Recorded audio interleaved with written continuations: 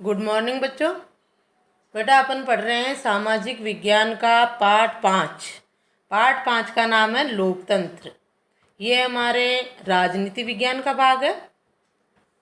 इस पाठ में हमने लोकतंत्र का अर्थ लोकतंत्र की परिभाषा और लोकतंत्र के विभिन्न रूप ये देख रहे हैं अभी वर्तमान में रूप। तो इसमें लोकतंत्र के 4 रूप बताए गए हैं: राजनीतिक लोकतंत्र, सामाजिक लोकतंत्र, आर्थिक लोकतंत्र और नैतिक लोकतंत्र। इसमें राजनीतिक लोकतंत्र मैंने आपको पढ़ा दिया है और जो परिभाषाएं मैंने दी है आपको 4 विद्वान दिए थे, उनकी आपको परिभाषाएं याद करनी है।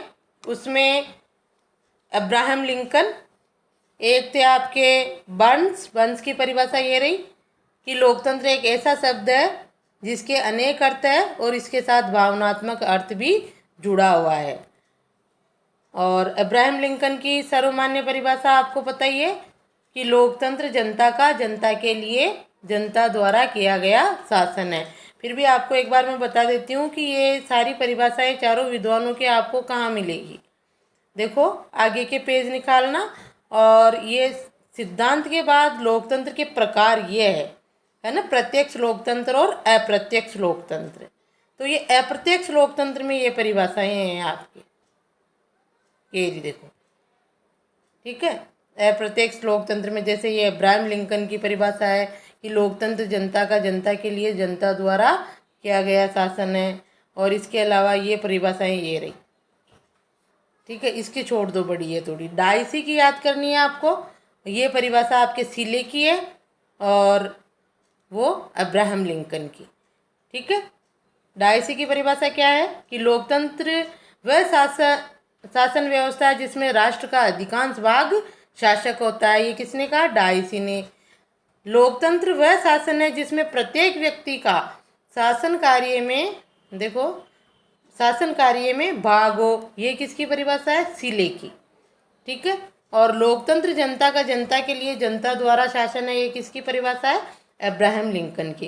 तो आपको इन चारों विद्वानों की परिभाषाएं लिखनी है और याद करनी है, ठीक है। अर्थ आपको समझा ही दिया था, अर्थ में आपको क्या लिखना था। अब देखो रूप में हम पढ़ रहे थे राजनीतिक लोकतंत्र। तो राजनीतिक लोकतंत्र का परिचय हमने जान लिया था और इसको अभी हम जो है उदारवादी लोकतंत्र को अपनाते हैं। तो उदारवादी विचारकों ने राजनीतिक लोकतंत्र को 2 भागों में बांटा था, राज्य के रूप में और शासन के रूप में। फिर शासन के रूप में लोकतंत्र को 2 भागों में बांटा गया, प्रत्यक्ष और अप्रत्यक्ष। फिर अप्रत्यक्ष लोकतंत्र को 2 भागों में बांटा गया था, संसदीय और अध्यक्षात्मक, ठीक है। अब देखो लोकतांत्रिक राज्य एवं लोकतांत्रिक शासन अर्थात संपूर्ण राजनीतिक लोकतंत्र की आधारभूत मान्यताएं। इस पे अंडरलाइन कर लो आप, ये यहाँ से। लोकतांत्रिक राज्य एवं लोकतांत्रिक शासन अर्थात संपूर्ण राजनीतिक लोकतंत्र की आधारभूत मान्यताएं क्या है? मान्यताएं, आधारभूत मान्यताएं या राजनीतिक लोकतंत्र की विशेषताएं भी है। राजनीतिक लोकतंत्र की विशेषताएं लिख लो आप। जो राजनीतिक लोकतंत्र का वर्णन हमने पढ़ा ना, उसकी विशेषताएं देखो, किताब खोलो। जैसे राजनीतिक लोकतंत्र उदारवादी संविधान में विश्वास करता है, क्योंकि आधुनिक काल में हम उदारवादी लोकतंत्र को अपना रहे हैं। ये प्रभुसत्ता का निवास जनता में मानता है। लोकतंत्र में प्रभुसत्ता यानी शासन की शक्ति किसके पास है? जनता के पास। राजनीतिक लोकतंत्र का सैद्धांतिक पक्ष लोकतांत्रिक राज्य है और उसका व्यवहारिक पक्ष लोकतांत्रिक शासन है, जिसमें हम राज्य के एक प्रकार के रूप में लोकतंत्र और शासन के एक प्रकार के रूप में लोकतंत्र के वर्णन में हमने यही पढ़ा था। जनता शासन सरकार को नियुक्त करती है और उस पर नियंत्रण करती है और उसे हटा भी सकती है। ये भी जो है राजनीतिक लोकतंत्र की विशेषता है। राजनीतिक लोकतंत्र स्वयं में साध्य नहीं होता है, अपितु लोकतांत्रिक साध्यों एवं मूल्यों की प्राप्ति का साधन होता है, ठीक है। इसको आप सिंपल लाइन में लिख सकते हो कि राजनीतिक लोकतंत्र साधन है, साध्य नहीं। यहाँ काट के लिख लो, राजनीतिक लोकतंत्र साधन है, क्या है? साधन है, साध्य नहीं। इतना सा भी। कैसे कि जो राजनीतिक लोकतंत्र है वो शासन करने का एक साधन है, व्यवहारिक है, वो कोई साध्य नहीं है। साध्य का मतलब होता है उपयोग करने वाला, और साधन का मतलब वो तरीका। तो राजनीतिक लोकतंत्र स्वयं में साध्य नहीं होता है, अपितु लोकतांत्रिक साध्यों व मूल्यों की प्राप्ति का क्या होता है, साधन होता है। कि जहाँ पर लोकतांत्रिक शासन होता है और लोकतांत्रिक मूल्यों की प्राप्ति होती है वहाँ नागरिकों को।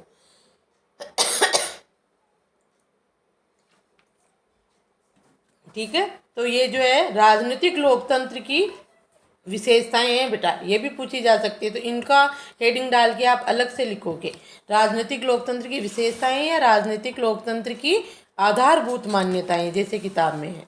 ठीक है, अब देखो सामाजिक लोकतंत्र दूसरा रूप, लोकतंत्र का दूसरा रूप है सामाजिक लोकतंत्र। सामाजिक लोकतंत्र में क्या होता है, ये समाज के एक प्रकार के रूप में लोकतंत्र है। वो राज्य के रूप में और शासन के रूप में था, राजनीतिक लोकतंत्र था तो किसके रूप में, राज्य और शासन के रूप में, सैद्धांतिक रूप से राज्य के रूप में और व्यवहारिक रूप से शासन के रूप में। और सामाजिक लोकतंत्र जो है समाज के एक प्रकार के रूप में लोकतंत्र को सामाजिक लोकतंत्र कहा जाता है। इसमें सामाजिक लोकतंत्र जहाँ होता है वहाँ पर जो है जाति, धर्म, लिंग, भाषा, क्षेत्र, किसी भी आधार पर नागरिकों के साथ कोई भेदभाव नहीं किया जाता है, उसे हम सामाजिक लोकतंत्र कहेंगे। तो हमारे देश में है सामाजिक लोकतंत्र।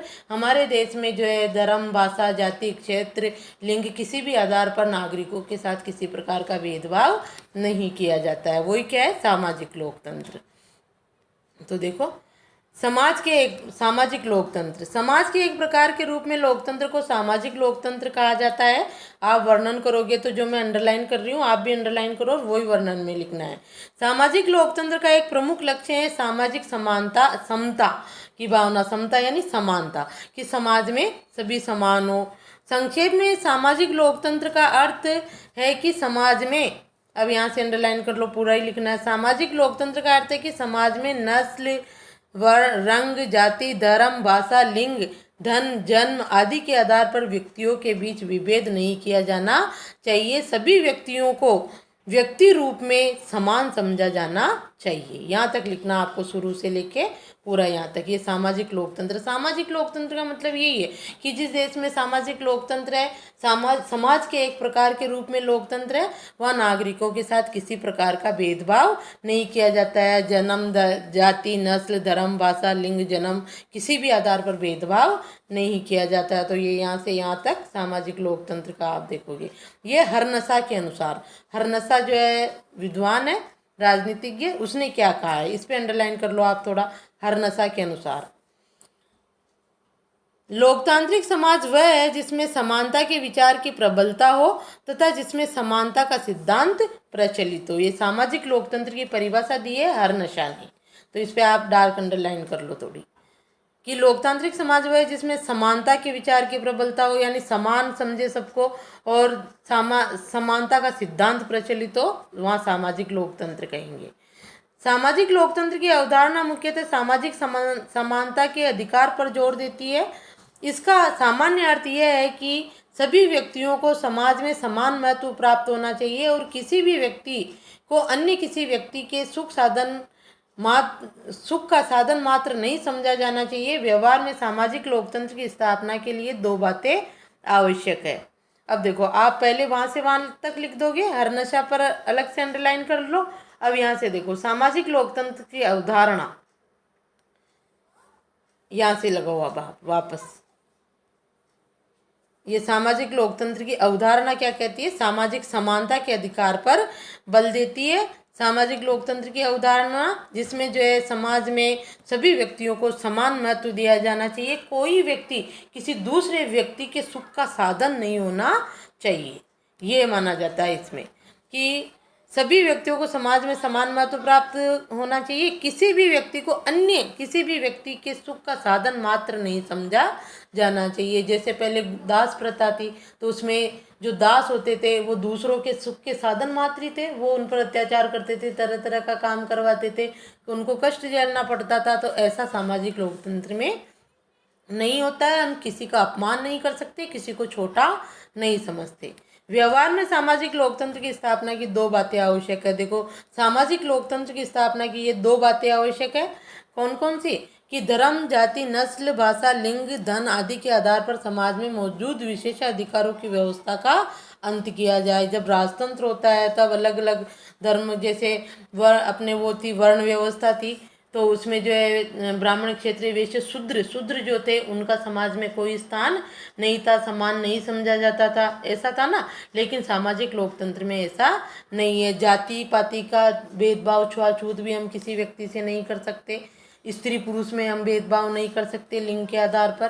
तो किसी को भी किसी भी धर्म के आधार पर, जाति भाषा के आधार पर विशेष अधिकार नहीं दिया जाएगा। सभी व्यक्ति समान होंगे। सभी व्यक्तियों को सामाजिक प्रगति के समान अवसर प्रदान किए जाएंगे। ठीक है, ये दो जो है आवश्यक बातें हैं। तो आपको अगर सामाजिक लोकतंत्र का आपके 4 अंक का प्रश्न आ सकता है, आपको हरनसा की परिभाषा याद नहीं हो तो आप सामाजिक लोकतंत्र में यहाँ से यहाँ तक लिख दो। ठीक है, और फिर अवधारणा को आप अपने शब्दों में थोड़ी सी समझा के और ये दो बातें लिख दो। है ही दो बातें सामाजिक लोकतंत्र में कि किसी जाति धर्म के आधार पर किसी के साथ कोई भेदभाव नहीं होगा और सभी व्यक्तियों को समान समझा जाएगा और समाज में आगे बढ़ने का अवसर भी सबको दिया जाएगा। ठीक है, ये है सामाजिक लोकतंत्र।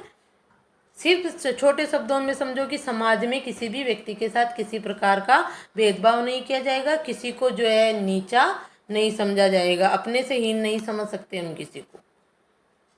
अब अगला रूप है आर्थिक लोकतंत्र। आर्थिक लोकतंत्र में बेटा जो है अमीरी गरीबी के मध्य अंतर को समाप्त किया जाता है। अमीर लोग और गरीब लोग समाज में दोनों ही है, लेकिन आर्थिक लोकतंत्र में अमीर और गरीब को समान समझा जाता है। इसमें वहाँ जहाँ अमीर और गरीब के साथ कोई भेदभाव नहीं होता है, वहाँ क्या होता है? आर्थिक लोकतंत्र होता है। तो ये अर्थव्यवस्था के एक प्रकार के रूप में लोकतंत्र है। सामाजिक लोकतंत्र समाज के एक प्रकार के रूप में ये समझना होगा। राजनीतिक लोकतंत्र राज्य के एक प्रकार के रूप में और शासन के एक प्रकार में है। सामाजिक लोकतंत्र समाज के एक प्रकार के रूप में लोकतंत्र है और आर्थिक लोकतंत्र अर्थव्यवस्था के एक प्रकार के रूप में लोकतंत्र को आर्थिक लोकतंत्र कहा जाता है। वर्तमान सदी में आर्थिक लोकतंत्र का विचार मार्क्सवादियों एवं समाजवादियों ने प्रस्तुत किया। 18वीं व 19वीं सदी में व्यक्तिवादियों ने भी आर्थिक क्षेत्र में लोकतंत्र की चर्चा की थी, जो मार्क्सवादियों और समाजवादियों के आर्थिक लोकतंत्र से सर्वथा भिन्न थी।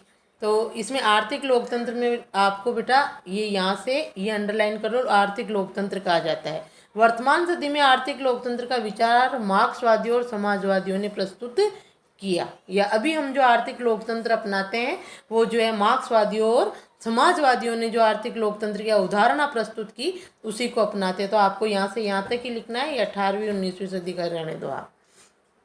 ठीक है, फिर आपको क्या लिखना है, जो ये यहाँ पे लिखो आप, मैं बोल रही हूँ आप लिख लो।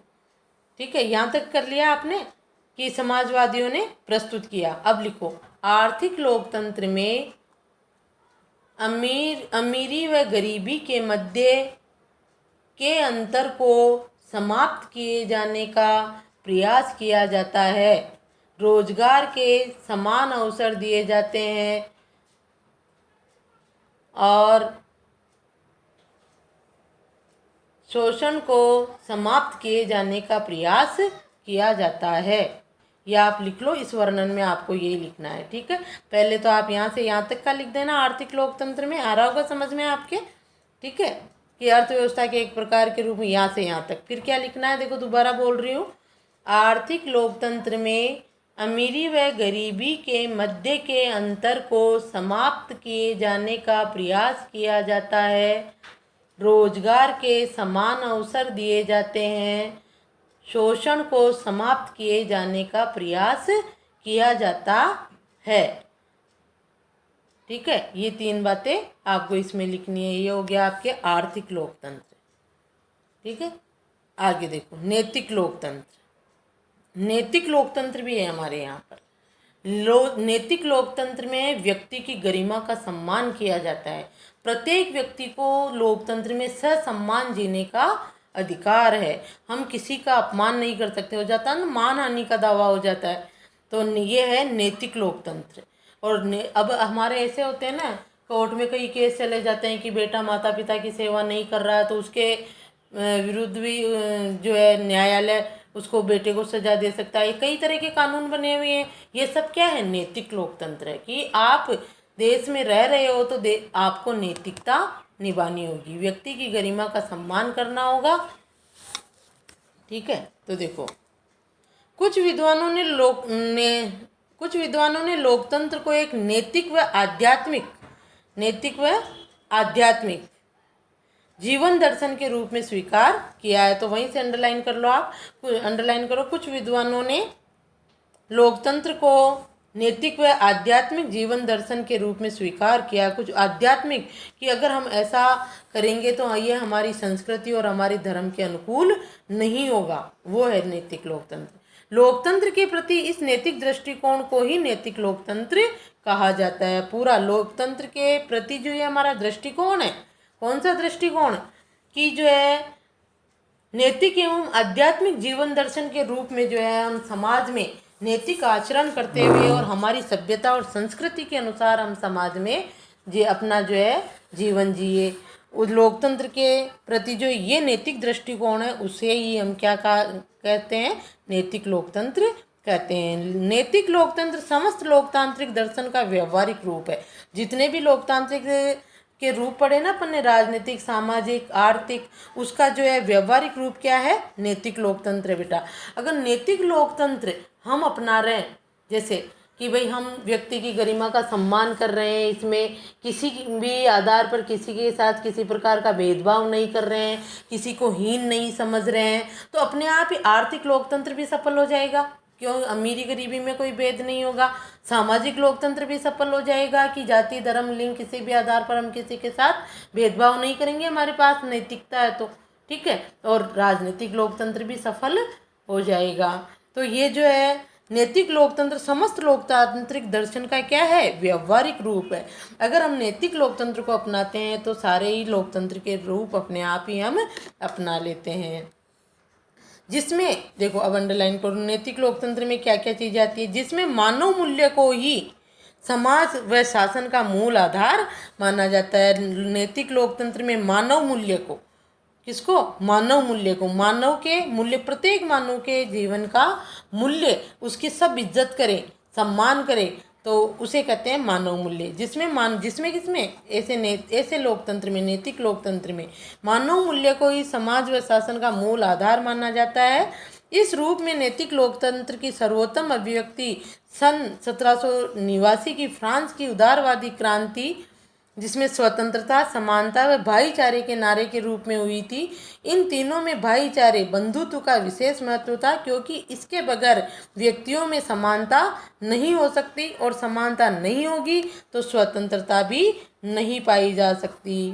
ठीक है, यह है नैतिक लोकतंत्र। देखो, फ्रांस की क्रांति हुई थी, आपने पढ़ा था ना 9th में, 1789 में फ्रांस की क्रांति हुई। तो फ्रांस की क्रांति में मुख्य आधार यही थे, स्वतंत्रता। नागरिकों ने यही कहा था कि हमें स्वतंत्रता चाहिए, हमें समानता चाहिए और हम जो है भाईचारे के साथ रहेंगे। ये 3 नारे थे फ्रांस की क्रांति में। नागरिक स्वतंत्र नहीं थे, समानता भी नहीं थी, आपने पढ़ा था। समाज पूरा 3 वर्ग में बटा हुआ था, पादरी, कुलीन, और तीसरा स्टेट था, उसमें गरीब किसान वगैरह रहते थे, वो उनका शोषण करते थे, समान का मानते थे।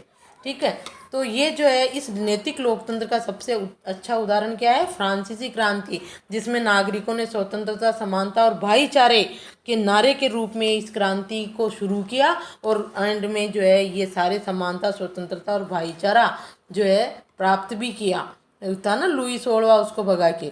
तो इन तीनों में भाईचारे का विशेष महत्व है। इन तीनों में क्या है? भाईचारे का। अगर हम जो है एक दूसरे को अपना भाई, परिवार, बंधुत्व ये समझेंगे तो हम किसी के साथ किसी भी प्रकार का भेदभाव नहीं करेंगे, हम उसके आत्मसम्मान को ठेस नहीं पहुंचाएंगे, क्योंकि इसके बगैर व्यक्तियों में समानता नहीं। अगर भाईचारा नहीं होगा, बंधुत्व की भावना नहीं होगी लोगों में, तो इसके बगैर जो है समानता भी नहीं हो सकती। अपने आप को ही ऐसे ऊंचा समझेंगे तो समानता होगी नहीं। सामने अपने आप को ऊंचा समझेंगे तो सामने वाले को हम नीचा समझेंगे, तो समानता कहाँ हुई?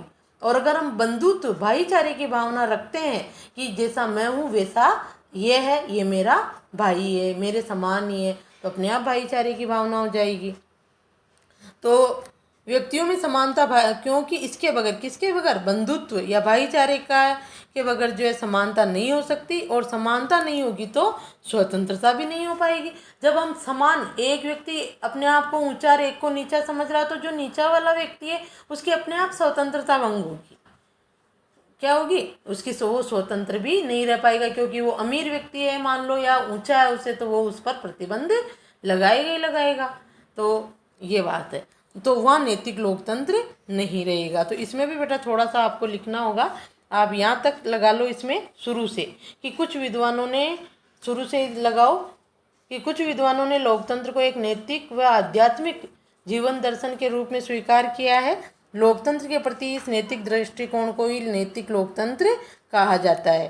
फिर आगे और लगाओ, नैतिक लोकतंत्र समस्त लोकतांत्रिक दर्शन का व्यवहारिक रूप है, जिसमें मानव मूल्य को ही समाज व शासन का मूल आधार माना जाता है। यहाँ तक लगा लो इसमें, ठीक है, मूल आधार माना जाता है।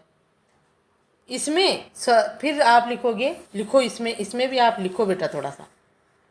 इसमें स्वतंत्रता, समानता व भाईचारे को महत्व दिया जाता है। लिख लो आप अपनी किताब में ऊपर, इसमें स्वतंत्रता, समानता व भाईचारे को महत्व दिया जाता है। लिख लिया, इसमें स्वतंत्रता, समानता व भाईचारे को महत्व दिया जाता है। दूसरा लिखो, नैतिक लोकतंत्र में व्यक्ति की गरिमा का सम्मान किया जाता है। नैतिक लोकतंत्र में व्यक्ति की गरिमा का सम्मान किया जाता है। किसी भी आधार पर एक मनुष्य दूसरे को हीन न समझे, सभी का सम्मान करे, यही नैतिक लोकतंत्र है। ठीक है, या आप इसमें लिखोगे, यहाँ तक लिखने के बाद है ना, जाता है, यहाँ तक जो आप लिख लोगे, इसके बाद जो मैंने बोला यह आपको लिखना है। ये नैतिक लोकतंत्र की का वर्णन हो जाएगा पूरा। तो इनमें से कोई सा भी आपको 4 नंबर में पूछा जा सकता है। फिर थोड़ा बड़ा करो तो ये फ्रांस की क्रांति, इसमें सिर्फ उदाहरण दे दो कि नैतिक लोकतंत्र की का सर्वश्रेष्ठ उदाहरण 1789 की फ्रांस की क्रांति है। ठीक है बेटा, वीडियो देख के जो मैं बता रही हूँ वो आपको जो है पूरा ढंग से लिखकर इनका वर्णन करना है। किसी को कोई समझ में नहीं आए तो फ़ोन करके पूछ लेना। चलो, ये तो हो गया अपने राजनीतिक लोकतंत्र के रूप। ठीक है बेटा, अब अपना टॉपिक वैसे लोकतंत्र संबंधी विभिन्न सिद्धांत है, लेकिन हम सिद्धांत न पढ़ के प्रकार पढ़ेंगे, क्योंकि लोकतंत्र के रूप और प्रकार में बच्चे बहुत कंफ्यूज होते हैं, पूछे जाते हैं, रूप लिख देते हैं, प्रकार तो अपन साथ साथ ही करेंगे इनको। देखो, ये लोकतंत्र के प्रकार मैंने आपको पहले बताया था। लोकतंत्र के रूप कितने हैं? 4, और प्रकार कितने हैं? 2। तो इसको हम अगले वीडियो में देखेंगे। ठीक है, यहाँ तक लोकतंत्र के रूप में किसी को कोई दिक्कत हो, समझ में नहीं आ रहा हो कि क्या लिखना है, तो पूछ सकते हो बेटा। धन्यवाद।